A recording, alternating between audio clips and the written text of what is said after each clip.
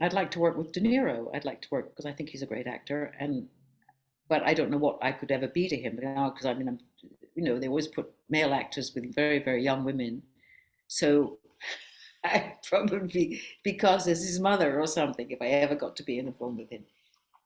Um, but saying that it's sort of, I'm being a little jokey, but it's actually true that they don't match up people in a normal way. It's always what works for the film, the box office. They don't match up people. They do tend to put a lot of the older male actors, or with Yes, younger women. very And much. that was part of your character in Loren Rose, this actress that, is trying to regain, her moment, so to speak. Like, which is not your career because you've been working consistently, but where do you think Hollywood is? It used to be, the saying, if you're over 30 in Hollywood, what do you do? And then it was, if you're over 40, what do you do? Where do you think we are today for women and parts and I don't roles? know. I think a lot of people have plastic surgery and they try and extend their life. I'm not sure that's a good idea. I don't personally think. I think you've got to get used to. You've got to come to terms with yourself. You've got to accept yourself at some point in life. And um, okay, you can do what you can do for a certain amount of time, and you're no longer a leading lady or a character actress. I consider myself a character actress. I'm very happy to say that, and I don't have difficulty with it. I didn't get, or I didn't get crazy. I just said, okay, well, I can play older parts, and I'll find things that are interesting to me. Am I dying to play a granny? No, not particularly. But if it's interesting granny, I really don't care. I played an old lady in a French film right recently, and I had so much fun, and I really enjoyed it. It doesn't bother me if it's something to do as a character. You don't want to be boring. One does not want to be boring, as in life, right? Yeah, and people that go through different phases of life. So in a way, why would you want to play the same phase you were playing 10 years ago, 20 years ago? That to me is boring. Yeah, it might be boring if you had, especially if it wasn't developed. I mean, Yeah. Was there ever a part that you almost got or you were in the mix for where we say, oh, that was so and so? Like I once spoke to an actress that said she was heavily in the mix for the Julia Roberts Pretty Woman part. And we say, oh, that was almost you. Was there ever a role like that for you where you almost got it and it became some huge part that we all know of? well, there's been a couple of films that I would like to have done that I didn't get, and I was a bit disappointed. But then I thought, well, you know, it's a big wide world, and there's lots of actors, and actually one of those roles was played brilliantly by Glenn Close, and and I thought, wow, she did much better than I wouldn't have been as good as that, and I'm pretty, I look at things really realistically. And the other one, I would have been much better than the person who was chosen. Um, and the director just didn't do the same job as he should have. And I thought, God, they've ruined it. But I'm trying to be philosophical about it. There's room for a lot of people to be doing well. What was the Glenn Close part that you really wanted that She played, I can't remember, it was with Michael Douglas? Douglas. What the hell was it called? She was wonderful. She played the woman. She started having an affair with him. Fatal Attraction? Attraction. Yeah. Yeah, he's married to Anne Archer, and then yes, that's what it was, Fatal Attraction. And I read that fairly early on, and I thought it was going to be a really exciting film. You would have been great in that. Glenn was great in it, but now I'm picturing you in it, and I that would don't have. see, I don't think I would have been as good as her. I think she was better than I would have been. Truthfully, I really do. I wouldn't say that.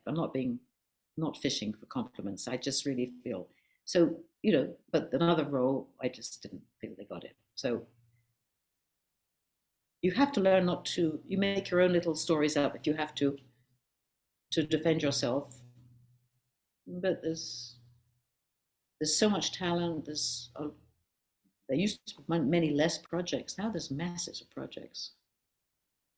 Yeah. One of my personal guilty pleasures of yours in your career is not a movie. It was your season 4, 7 episode arc in Ryan Murphy's Nip Tuck as James LeBlanc. How was it working on Nip Tuck? It was brilliant. Me too. I enjoyed it too. You were on the black market, you were getting kidneys, selling them off. It was, When he first told me about the role, I was like, I beg your pardon? I didn't know about that awful business. I thought it was like he was joking. And no. And then in the first episode, I smashed some person in the face. I mean, it went from each time there was a new episode and I was in it, it was like, who am I? It was almost like, what sex am I? Whose side am I on? It wasn't clear to me.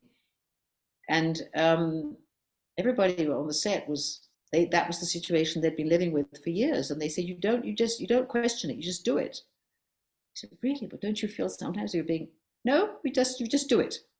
The two boys, I had asked one of the younger of the two, because he had to do something. I said, gosh, it's quite difficult to just leap. And you just leap. You have to leap. But I enjoyed playing that bad character. But she had, till I was the person, till I found out that I was actually not as bad as I could have been, and I had big bosses who were bossing me around and making me do these awful things, I felt a bit peculiar about it. When I found out that I was being bossed around and tortured and potentially tortured, it made it easier.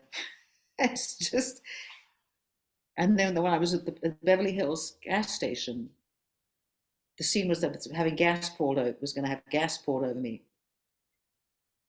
Oh, I mean, just the thought of it was just horrible. And then there were these Oriental men who were behind me, bossing me around, beyond bossing me.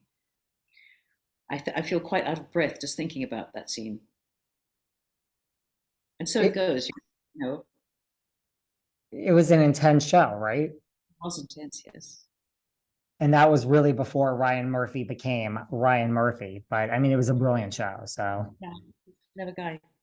It was such a guilty pleasure for so many people. Do you have like guilty pleasures? Like, do you do TV binging? Are you a TV person? Do you get into different? Occasionally, I do. Occasionally, I love having the odd binge. Yes, I don't know what to watch. That's my problem, because I don't watch a lot to know. I don't mix enough with people who know. That I'm always asking people. I tend to be attracted to some of the ones where I learn something. I mean, I really enjoyed. There's some amazing pieces. I'm not going to bore you with my choices, but I've learned a lot about different societies from. I mean, things I knew nothing about. I saw one about the Syrian. What's it called? There's a Turkish series I saw, Syrian, a Orthodox Jewish series, two Orthodox Jewish series.